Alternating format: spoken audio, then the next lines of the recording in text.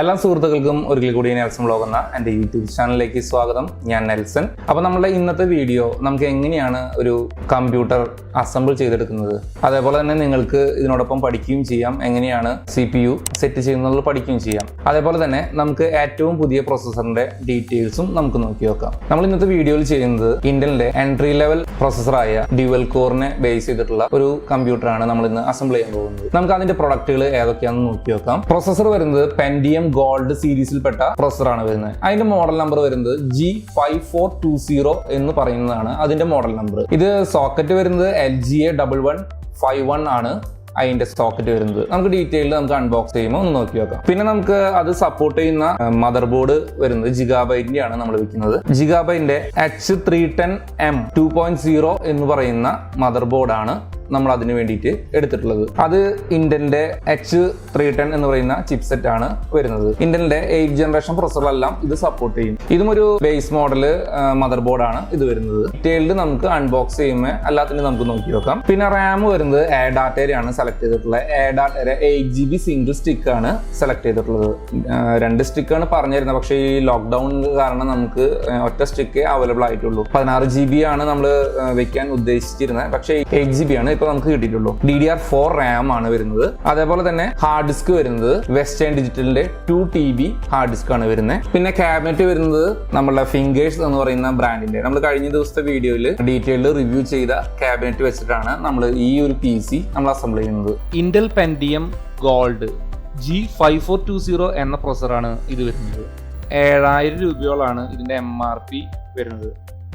5000 രൂപയ്ക്ക് താഴെയായിട്ടാണ് ഇതിന്റെ market price വരുന്നത്. 3.8 GHz ആണ് പ്രോസസ്സറിന്റെ ക്ലോക്ക് സ്പീഡ് വരുന്നത്. 4 MB ഇന്റൽ സ്മാർട്ട് കാഷെ ആണ് ഈ മോഡലിൽ വരുന്നത്. നമുക്ക് ഈ പ്രോസസ്സറിന്റെ പാക്കറ്റ് ഒന്ന് ഓപ്പൺ ചെയ്ത് നോക്കി നോക്കാം. ഈ പ്രോസസ്സറിന്റെ സോക്കറ്റ് നമ്പർ വരുന്നത് LGA 1151 ആണ്. 2017 മുതൽ 2020 വരെയുള്ള കാലഘട്ടത്തിൽ ഗോൾഡ് സീരീസിൽപ്പെട്ട ഏകദേശം 23ഓളം ഡ്യുവൽ കോർ പ്രോസസ്സറുകളാണ് ഇതുവരെ ഇന്റൽ പുറത്തിറക്കിയിരിക്കുന്നത്. അതിൽ മിനിമം 2 MB ആണ് അതിന്റെ ക്യാഷെ മെമ്മറി വരുന്നത്. അതുപോലെ മാക്സിമം വന്നിട്ടുള്ളത് 4 MB ആണ് ക്യാഷെ മെമ്മറി വന്നിട്ടുള്ളത്. അതേപോലെ തന്നെ പ്രോസസ്സറിന്റെ ക്ലോക്ക് സ്പീഡ് വരുന്നത് മിനിമം 1.7ലും ഇന്റൽ ഇറക്കിയിട്ടുണ്ട്. അതേപോലെ തന്നെ ഏറ്റവും കൂടുതലായിട്ട് വരുന്നത് 4 GHz ആണ് ക്ലോക്ക് സ്പീഡ് വരുന്നത്. ഇതിൽ നമ്മൾ സെലക്ട് ചെയ്തിട്ടുള്ള പ്രോസസ്സർ എന്ന് വെച്ച് കഴിഞ്ഞാൽ G5420 എന്ന പ്രോസസ്സറാണ് നമ്മൾ സെലക്ട് ചെയ്തത്. അതേപോലെ തന്നെ G5420T എന്ന് പറയുന്ന മോഡലും അവൈലബിൾ ആണ്. അതിൽ കുറച്ച് വ്യത്യാസം എന്ന് വെച്ച് കഴിഞ്ഞാൽ 3.0 മാത്രമാണ് അതിലെ ക്ലോക്ക് സ്പീഡ് വരുന്നത്. പ്രോസസ്സർ ഫാനിന്റെ താഴെയായി പച്ച പോലെ കാണുന്നതാണ് തെർമൽ പേസ്റ്റ്. പ്രോസസ്സറിന്റെ ഹീറ്റ് അബ്സോർവ് ചെയ്തെടുക്കുന്നതിന് വേണ്ടിയാണ് ഈ പേസ്റ്റ് ഹീറ്റ് സിങ്കുമ പുരട്ടുന്നത്. ഈ കാണുന്ന ബോക്സിന്റെ ഉൾഭാഗത്തായിട്ടാണ് പ്രോസസ്സർ ഒരു പ്ലാസ്റ്റിക്കിന്റെ ചെറിയൊരു കേസിൽ ഘടിപ്പിച്ചിട്ടുള്ളത്. അപ്പോൾ നമുക്കതൊന്ന് അഴിച്ചെടുക്കാം. അഴിച്ചെടുക്കുമ്പോൾ പ്രത്യേകം ശ്രദ്ധിക്കേണ്ടത് പ്രോസസ്സറിന്റെ ആ ഗോൾഡൻ കളറിൽ തൊടാതെ വേണം നമുക്കത് ഓപ്പൺ ചെയ്യാനായിട്ട്. നമുക്ക് ആ വിരലുകൾ കറക്റ്റായിട്ട് എടുക്കാവുന്ന രീതിയിലാണ് അത് സെറ്റ് ചെയ്തിട്ടുള്ളത്. അപ്പോൾ അതിൻ്റെ ആ ചെറിയൊരു ആ നോച്ചുള്ള ആ ഒരു കോർണറിൽ വെച്ചിട്ട് നമുക്കത് ഓപ്പൺ ചെയ്യാൻ പറ്റും. അതേപോലെ തന്നെ അത് എടുക്കുമ്പോഴും അതേപോലെ തന്നെ സൂക്ഷിക്കേണ്ടതാണ്. എന്ന് വെച്ച് കഴിഞ്ഞാൽ ആ ഗോൾഡ് കാണുന്ന ആ ഭാഗത്ത് നമ്മൾ കൈകൊണ്ട് സ്പർശിക്കാൻ പാടില്ല. പ്രോസസ്സറിനെ കുറിച്ചുള്ള വിവരങ്ങൾ അതിൻ്റെ ഏറ്റവും മുകൾ ഭാഗത്തായിട്ട് തന്നെ അതിൽ മാർക്ക് ചെയ്തിട്ടുണ്ടാകും. ഈ കാണുന്നതാണ് അതിൻ്റെ കോണ്ടാക്റ്റ് വരുന്നത്, മദർ ബോർഡിലേക്കുള്ള കോണ്ടാക്റ്റ്. യാതൊരു കാരണവശാലും നമ്മളത് അവിടെ കൈകൊണ്ട് തൊടാൻ പാടുള്ളതല്ല. പ്രോസസ്സറിൻ്റെ ലെഫ്റ്റ് സൈഡിൽ ഏറ്റവും താഴത്തായിട്ട് കൊടുത്തിരിക്കുന്ന ചെറിയൊരു ആരോ മാർക്ക് ഉണ്ട്. അത് നോക്കിയിട്ട് വേണം നമ്മൾ മദർ ബോർഡിൽ പ്രോസസ്സർ ഇൻസർട്ട് ചെയ്യാനായിട്ട്. ഇനി നമുക്ക് മദർ ബോർഡ് ഒന്ന് ഓപ്പൺ ചെയ്യാം. ഇന്റലിൻ്റെ H310 എന്ന് പറയുന്ന ചിപ്സെറ്റ് ആണ് ഈ മദർ ബോർഡിൽ ഉള്ളത്. ഇന്റലിൻ്റെ 8th ജനറേഷൻ പ്രോസസ്സറുകൾ സപ്പോർട്ട് ചെയ്യുന്ന മദർ ബോർഡാണ് ഇത്. മദർ ബോർഡിൻ്റെ MRP വരുന്നത് 8100 രൂപയാണ് MRP വരുന്നത്. പക്ഷെ നമുക്കിത് മാർക്കറ്റിൽ അവൈലബിൾ ആവുക ഏകദേശം 4500 രൂപയുടെ അടുത്താണ് വരുന്നത്. പിന്നെ മദർ ബോർഡിൻ്റെ ബോക്സിൻ്റെ പുറകുവശത്തായിട്ട് അതിൻ്റെ സ്പെസിഫിക്കേഷൻ മുഴുവനായിട്ടും കൊടുത്തിട്ടുണ്ട്. എത്ര USB പോർട്ട് ഉണ്ട്, ഓഡിയോ പോർട്ട് ഏതാണ്, അങ്ങനെ സകല ഡീറ്റെയിൽസും അതിൽ കൊടുത്തിട്ടുണ്ട്. നമുക്കൊന്ന് ബോക്സ് ഒന്ന് ഓപ്പൺ ചെയ്യാം. അത് സീൽഡ് ആണ്. അപ്പോൾ നമുക്കൊന്ന് കട്ട് ചെയ്തിട്ട് ഒന്ന് ഓപ്പൺ ചെയ്യാം.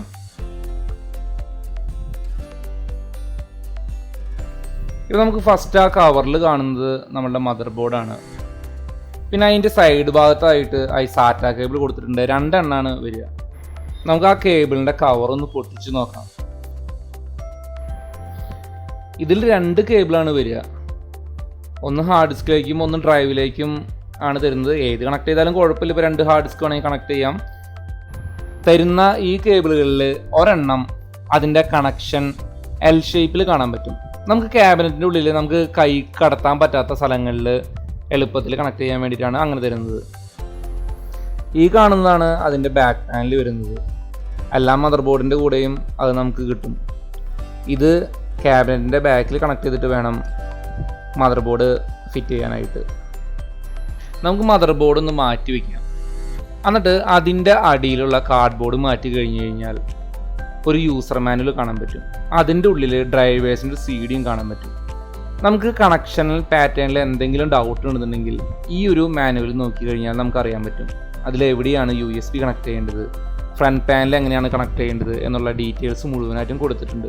ഇത് ഏതെല്ലാം പോർട്ടാണ് നമുക്ക് മദർ ബോർഡിൽ വരുന്നത് എന്നുള്ളതൊക്കെ ഈ ഒരു ഇതിൽ നോക്കി കഴിഞ്ഞാൽ കാണാൻ പറ്റും. സാധാരണ നമ്മൾ നോക്കാറില്ല. ഇനി നമുക്ക് മദർ ബോർഡ് ഒന്ന് ഓപ്പൺ ചെയ്ത് നോക്കി വെക്കാം. ഇതും സീൽഡാണ്. നമുക്ക് ആ സീലൊന്ന് മാറ്റിയിട്ട് നമുക്കൊന്ന് ഓപ്പൺ ചെയ്യാം. ഒരു എൻട്രി ലെവൽ മദർ ബോർഡ് ആയാലും അത്യാവശ്യം കാണാൻ നല്ലൊരു ഭംഗിയുള്ള ഒരു ഡിസൈനിൽ തന്നെയാണ് ഇത് കൊടുത്തിട്ടുള്ളത്. നമുക്കൊന്ന് ബാക്ക് പാനൽ നോക്കി വെക്കാം. ഇതിൽ എടുത്തു പറയേണ്ട 2-3 കാര്യങ്ങൾ എന്ന് വെച്ച് കഴിഞ്ഞാൽ, ഒന്ന് USB 3.0 ആണ് ഈ ബോർഡിൽ വരുന്നത്. പിന്നെ അതേപോലെ HDMI വരുന്നുണ്ട്. പിന്നെ PS2 ഒരു സിംഗിൾ പിൻ വരുന്നുണ്ട്. ഇത്രയാണ് ബാക്ക് പാനൽ വരുന്നത്. ഈ ഒരു ഭാഗമാണ് ചിപ്സെറ്റ് എന്ന് പറയുന്നത്. നമ്മുടെ ഇന്റലിൻ്റെ 310 ചിപ്സെറ്റ് വരുന്നത് അതിലാണ് വരുന്നത്. പിന്നെ നമുക്ക് DDR4 സപ്പോർട്ട് ചെയ്യുന്ന 2 RAM സ്ലോട്ട്, അതുപോലെ തന്നെ സാറ്റ കണക്ട് ചെയ്യാവുന്ന 4 പോർട്ട്, പിന്നെ വരുന്നത് 2 PCI എക്സ്പ്രസ് സ്ലോട്ടാണ് വരുന്നത്. അടുത്തായിട്ട് നമുക്ക് RAM ഒന്ന് ഓപ്പൺ ചെയ്ത് നോക്കി വെക്കണം. നമ്മൾ സെലക്ട് ചെയ്തത് ADATA എന്ന ബ്രാൻഡാണ് നമ്മൾ സെലക്ട് ചെയ്തത്. ADATAയുടെ 8 GB RAM ആണ് നമ്മൾ എടുത്തിട്ടുള്ളത്. ഇതിൻ്റെ MRP വരുന്നത് ഏകദേശം 10,000 രൂപയോളാണ് MRP വരുന്നത്. പക്ഷെ നമുക്ക് മാർക്കറ്റിൽ 3,500ഓളം രൂപയാണ് അതിന് വരുന്നത്. ഈ റാമിൻ്റെ സ്പീഡ് വരുന്നത് 2400 ആണ് ഇതിൻ്റെ സ്പീഡ് വരുന്നത്. നമുക്കൊന്ന് ഓപ്പൺ ചെയ്ത് നോക്കി നോക്കാം.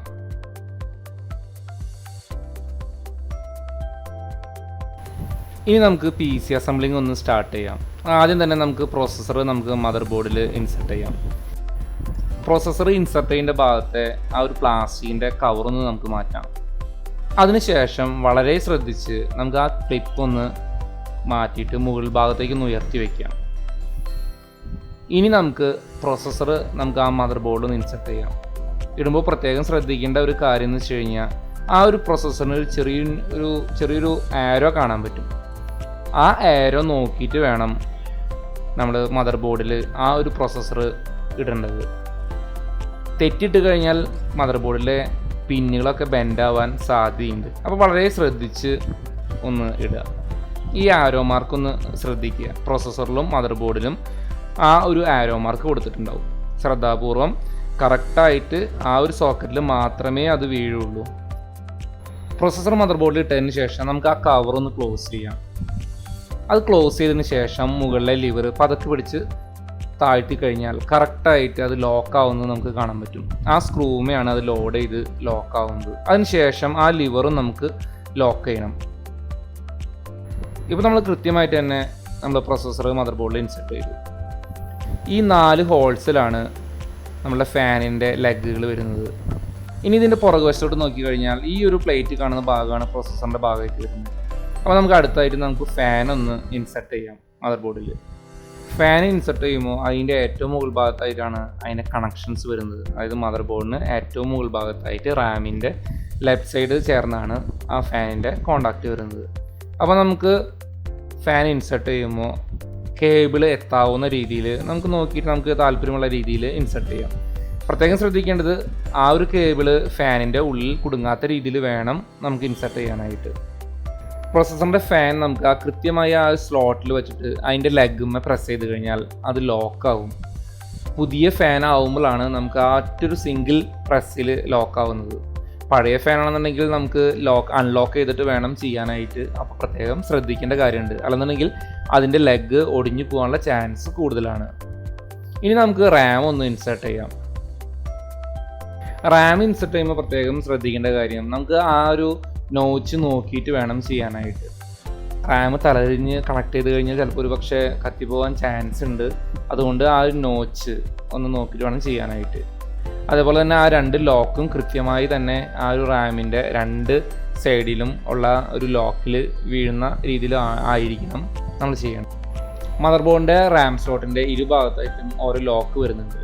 അത് കൃത്യമായി ആ റാമിൻ്റെ നോച്ചിൽ കറക്റ്റായിട്ട് വീഴണം. എന്നാൽ മാത്രമേ റാം കൃത്യമായി ആ മദർ ബോർഡിൽ ഇൻസെർട്ട് ആവുള്ളൂ.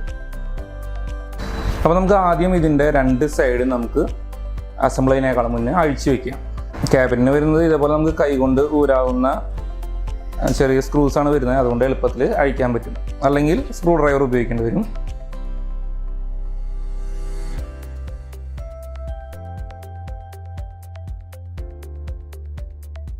ഇനി നമുക്ക് ഇതിൻ്റെ കൂടെ മദർ ബോർഡും അതുപോലെ ഹാർഡ് ഡിസ്ക് ഡ്രൈവൊക്കെ ഫിറ്റ് ചെയ്യാനുള്ള ഒരു സ്ക്രൂവിൻ്റെ ചെറിയൊരു പാക്കറ്റ് തരുന്നുണ്ട്.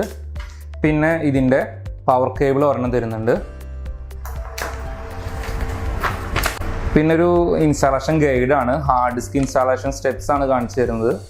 എവിടെയൊക്കെയാണ് ഹാർഡ് ഡിസ്ക് ഇൻസ്റ്റാൾ ചെയ്യാൻ പറ്റാവുന്ന എന്നുള്ള സ്ഥലമാണ് കാണിച്ചു തരുന്നത്. അത് നമുക്ക് ആവശ്യമില്ല.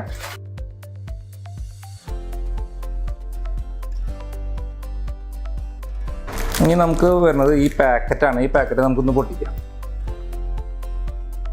ഇതിൽ ആ ഗോൾഡൻ കളറിൽ കാണുന്ന സ്ക്രൂസ് ഉണ്ട്. ഇതിൽ ആ ഗോൾഡൻ കളറിൽ കാണുന്ന സ്ക്രൂസ് ഉണ്ട്. അത് കറക്റ്റ് എണ്ണാണ് നമുക്ക് കിട്ടുള്ളൂ.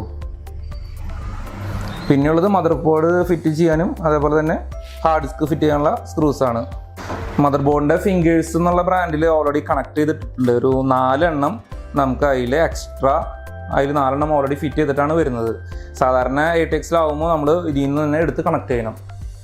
ഇപ്പം നമുക്ക് ബാക്കി വരുന്ന ഒരു 2 സ്ഥലം കൂടി ഉണ്ട്. അവിടെ കൂടി നമുക്ക് കണക്ട് ചെയ്യാം. നമുക്ക് മദർ ബോർഡിൻ്റെ ഹോൾസാണ് ഇത് വരുന്നത്. നമുക്ക് ATXുമായിട്ട് കണക്ട് ചെയ്യാനുള്ള ഹോൾസാണ് വരുന്നത്. ഇപ്പോൾ നമ്മൾ ഓൾറെഡി നമ്മളത് കണക്ട് ചെയ്തിട്ടു. ഇതിൽ 4 എണ്ണം ഇൻബിൽറ്റ് അതിലുണ്ടായിരുന്നു. പിന്നെ എക്സ്ട്രാ 2 എണ്ണം കൂടി നമ്മളത് ചെയ്തു. ഇനി നമുക്ക് മദർ ബോർഡ് കണക്ട് ചെയ്യാം. മദർ ബോർഡ് കണക്ട് ചെയ്യുന്നതിന് തൊട്ട് മുൻപായിട്ട് നമുക്ക് ഈ പാനലൊന്ന് കണക്ട് ചെയ്യണം. എന്നിട്ട് വേണം മദർ ബോർഡ് കണക്ട് ചെയ്യാനായിട്ട്.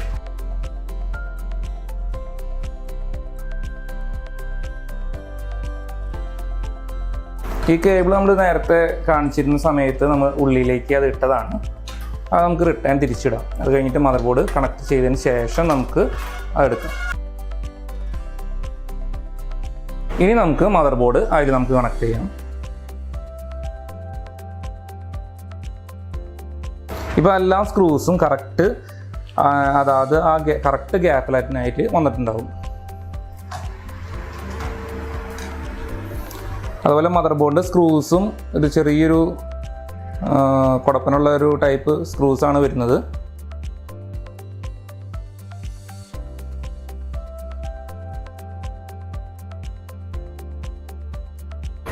എല്ലാ സ്ക്രൂസും ജസ്റ്റ് ഒന്ന് ആദ്യം കണക്ട് ചെയ്യുക. അതിനുശേഷം ഏറ്റവും ലാസ്റ്റ് മാത്രമാണ് ടൈറ്റ് ചെയ്യേണ്ട ആവശ്യമുള്ളൂ.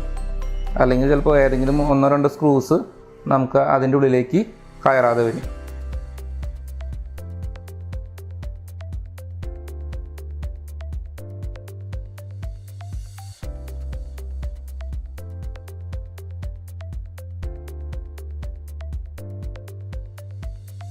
ഇനി നമുക്ക് എല്ലാ സ്ക്രൂസും ഒന്ന് ടൈറ്റ് ചെയ്യാം.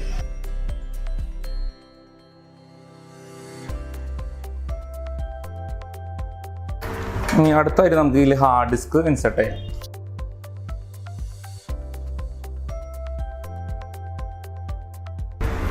ഇതിൻ്റെ ഉൾഭാഗത്തായിട്ടാണ് നമുക്ക് ഹാർഡ് ഡിസ്ക് കണക്ട് ചെയ്യേണ്ടത്. അപ്പോൾ നമുക്ക് ഇതിൻ്റെ ഉള്ളിലൂടെ എടുക്കാനായിട്ട് കുറച്ച് പ്രയാസമുണ്ട്. ഇതിൻ്റെ ഉള്ളിലൂടെ എടുക്കാനായിട്ട്. അതുകൊണ്ട് നമുക്ക് ഈ ഒരു പവർ സപ്ലൈ നമുക്കൊന്ന് ജസ്റ്റ് ഒന്ന് ഡിസ്കണക്ട് ചെയ്തിട്ട് ജസ്റ്റ് ഒന്ന് നമുക്കൊന്ന് ഊരി വയ്ക്കാം. എന്നിട്ട് നമുക്ക് അത് കടത്തിയതിന് ശേഷം നമുക്ക് വീണ്ടും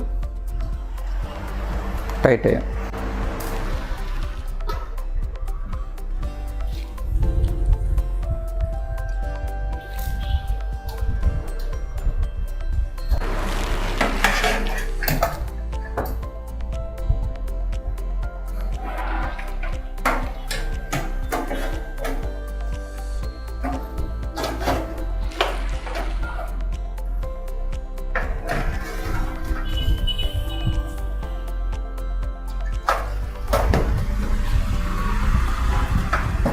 നമ്മൾ ഈ ഹാർഡ് ഡിസ്ക് ഇതിൻ്റെ ഈ വശത്തായിട്ടാണ് കണക്ട് ചെയ്യുന്നത്, അതുകൊണ്ടാണ് ഇത് ഊരേണ്ട വന്നത്. ഇതിൽ SSD ഹാർഡ് ഡിസ്ക് ആണെങ്കിൽ നമുക്ക് ഇത് ഊരാതെ തന്നെ ഈ ഭാഗത്തായിട്ട് കണക്ട് ചെയ്യാൻ പറ്റും. ഇപ്പോൾ സാധാരണ മെക്കാനിക്കൽ ഹാർഡ് ഡിസ്ക് ആയ കാരണമാണ് ഇതിൻ്റെ ഉൾവശത്തായിട്ട് നമുക്ക് ഫിറ്റ് ചെയ്യേണ്ടി വന്നത്. അപ്പോൾ നമുക്ക് ആദ്യം SMPS പഴയ പോലെ തന്നെ ടൈറ്റ് ചെയ്യാം. ഇനി നമുക്ക് ഈ ഹാർഡ് ഡിസ്ക് നമുക്കൊന്ന് ടൈറ്റ് ചെയ്യാം. ഈ ഹാർഡ് ഡിസ്കിൻ്റെ ആ ഹോൾസ് കറക്റ്റായിട്ട് ഇതിലായിട്ട് വരും. ഈ 2 ഹോൾസ് കറക്റ്റായിട്ട് വരും.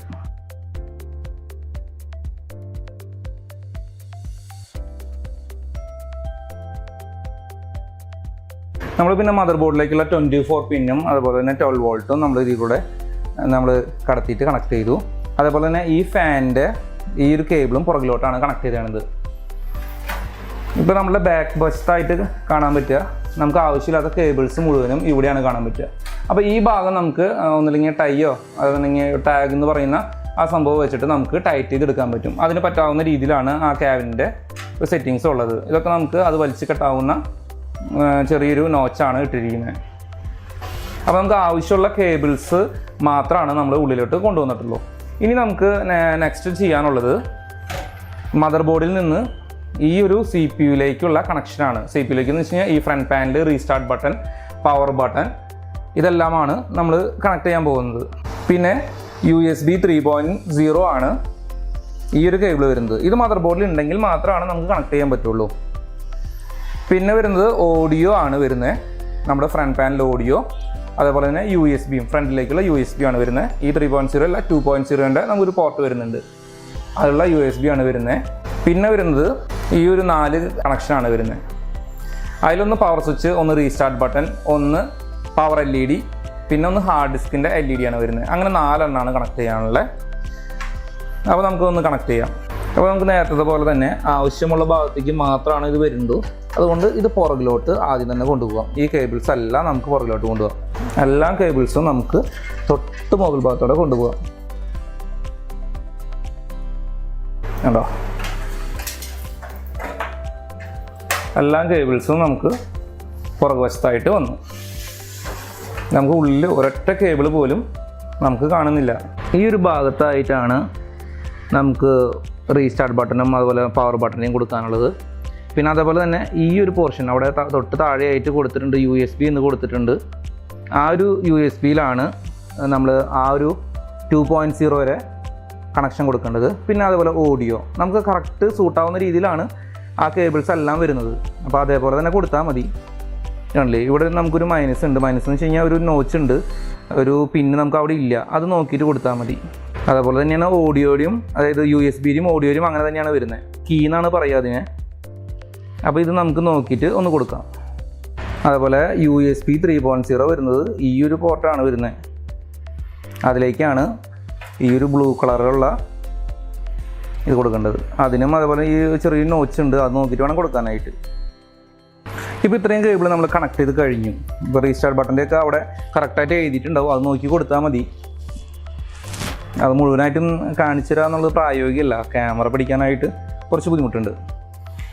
അപ്പോൾ ഇത്രയും കേബിൾ വരുമ്പോൾ നിറച്ച് കേബിൾസാണ്. ഇനിയാണ് ഞാൻ പറഞ്ഞ സംഭവം ചെയ്യേണ്ടത്. നമുക്ക് ആവശ്യമില്ലാത്ത കേബിൾസ് മുഴുവനും ബാക്കിലോട്ടൊന്ന് വലിക്കുക.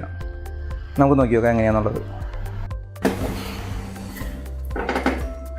ഇനി നമുക്ക് സാറ്റ കേബിളും അതുപോലെ തന്നെ ഹാർഡ് ഡിസ്കിലേക്കും ഡ്രൈവിലേക്കും കണക്ട് ചെയ്യണം. അപ്പോൾ ഈ സാറ്റ കേബിൾ കണക്ട് ചെയ്യാൻ ഇത് നമുക്ക് ഈ ഒരു L ഷേപ്പിൽ ഇരിക്കുന്ന ഭാഗം നമുക്ക് DVD ഡ്രൈവിലേക്ക് കണക്ട് ചെയ്യാം. എന്ന് വെച്ചാൽ അത് മോൾ ഭാഗത്താണ്. നമുക്ക് കണക്ട് ചെയ്യാനായിട്ട് നമ്മുടെ കൈ എത്താൻ കുറച്ച് ബുദ്ധിമുട്ടാണ്.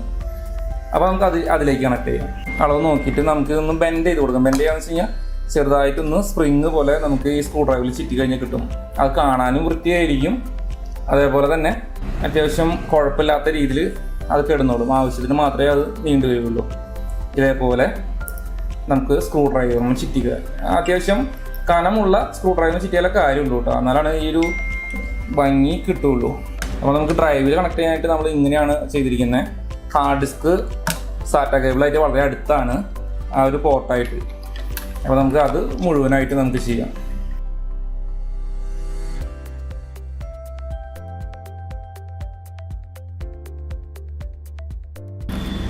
ഇനി നമുക്കിതൊന്ന് കണക്ട് ചെയ്യാം. ഈ ഒരു ഭാഗമാണ് ഈ ഒരു കേബിളാണ് നമ്മൾ ഹാർഡ് ഡിസ്കിലേക്ക് കണക്ട് ചെയ്യുന്നത്.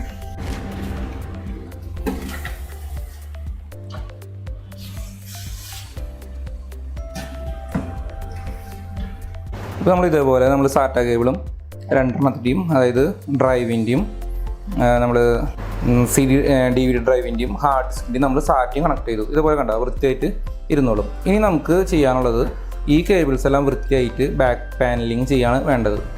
അപ്പോൾ നമുക്ക് ഇനി അത് നോക്കി നോക്കാം.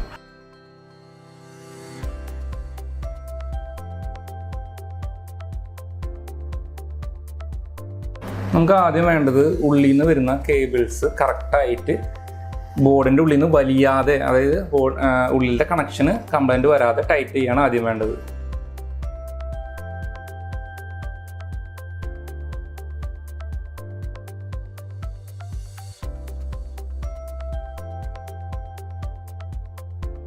ഈ ഒരു കേബിൾ വരുന്നത് നമ്മുടെ ഫാൻ്റെ ആണ്, അത് നമുക്ക് കണക്ട് ചെയ്തിടാം.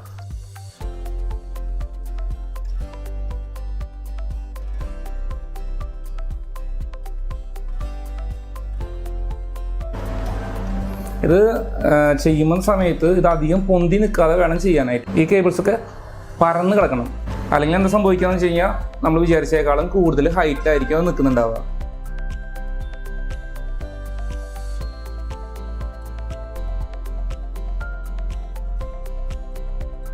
ഈ ഒരു കേബിൾ നമുക്ക് സാറ്റ് അങ്ങനെ എന്തെങ്കിലും അഡീഷണൽ ഹാർഡ് ഡിസ്ക് കണക്ട് ചെയ്യണം എന്നുണ്ടെങ്കിൽ നമുക്ക് ചിലപ്പോൾ ആവശ്യം വരും. അതുകൊണ്ട് അത് മാത്രം നമ്മൾ ഉള്ളിലേക്ക് ഇടാം.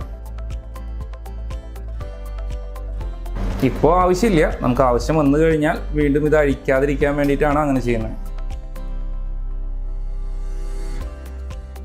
പിന്നെയുള്ളത് ഈ കേബിളുകളാണ്, അതായത് നമ്മുടെ റീസ്റ്റാർട്ട് ബട്ടൺ, USB അതിൻ്റെയൊക്കെ. നമുക്ക് ഈ 3.0 കേബിൾ ഒഴിച്ചിട്ട് ബാക്കിയുള്ളത് നമുക്കൊന്ന് ടൈറ്റ് ചെയ്യാം.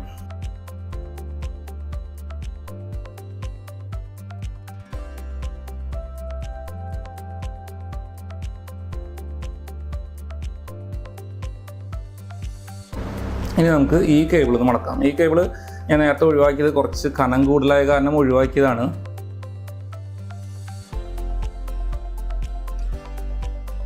ഇനി നമുക്ക് ആവശ്യമില്ലാത്ത പോലത്തെ അതെല്ലാം കട്ട് ചെയ്ത് കളയാം.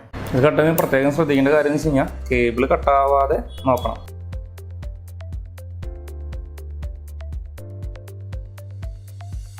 ഇത്രയും നമ്മൾ ബാക്ക് പാനലിങ് കഴിഞ്ഞിട്ടുണ്ട്.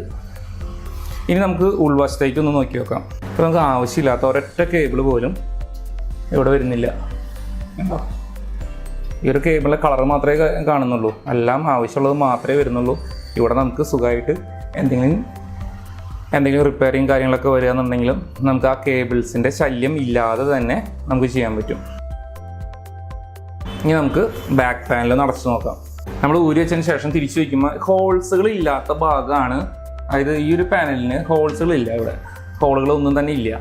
ആ ഭാഗമാണ് ബാക്ക് വശമായിട്ട് വരുന്നത്. അപ്പോൾ നമ്മൾ ഇത് ചെയ്യുന്ന സമയത്ത് ചിലപ്പോൾ ഒരു പക്ഷേ നമ്മൾ ഇത് വരുന്നുണ്ടെന്നുണ്ടെങ്കിൽ ഒന്ന് അറേഞ്ച് ചെയ്യുക അവിടെ.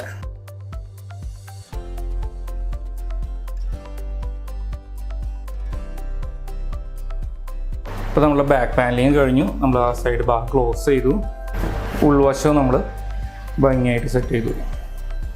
ഇനി നമുക്ക് അഡീഷണൽ ഹാർഡ് ഡിസ്ക് ആഡ് ചെയ്യുന്നുണ്ടെങ്കിൽ SSD ഹാർഡ് ഡിസ്ക് ഒക്കെ വേണമെന്നുണ്ടെങ്കിൽ ഇവിടെ നിന്ന് ചെയ്യാൻ പറ്റും. നമ്മൾ ഒരെണ്ണം നേരത്തെ അങ്ങനത്തെ എന്തെങ്കിലും ആവശ്യങ്ങൾ ഇടുന്നുണ്ടെങ്കിൽ തന്നെ ഒരു പവർ കേബിൾ അതിനായിട്ട് നമ്മളിവിടെ വെച്ചിട്ടുണ്ട്. ബാക്കിയെല്ലാം പക്കയായിട്ട് കഴിഞ്ഞു. ഇനി നമുക്കത് വർക്ക് ചെയ്യിക്കുക വേണ്ടു. ഇനി വരുന്ന ഇൻസ്റ്റാളേഷൻ നമ്മൾ മുൻപ് ഒരു വീഡിയോ ചെയ്തിട്ടുണ്ട്, അതിന് ലിങ്ക് ഞാൻ മുകൾ ഭാഗത്തായിട്ട് ഞാൻ കൊടുക്കാം. അപ്പോൾ നിങ്ങൾ അതൊന്ന് നോക്കി നോക്ക്. അപ്പോൾ ഇത്രയൊക്കെയാണ് കമ്പ്യൂട്ടറിൻ്റെ ഒരു CPU അസംബിൾ ചെയ്യാനുള്ള പ്രോസസ്സ്. അപ്പോൾ നിങ്ങൾക്ക് വീഡിയോ ഇഷ്ടമായെങ്കിൽ ലൈക്ക് ചെയ്യാനും അതുപോലെ ഷെയർ ചെയ്യാനും മറക്കരുത്.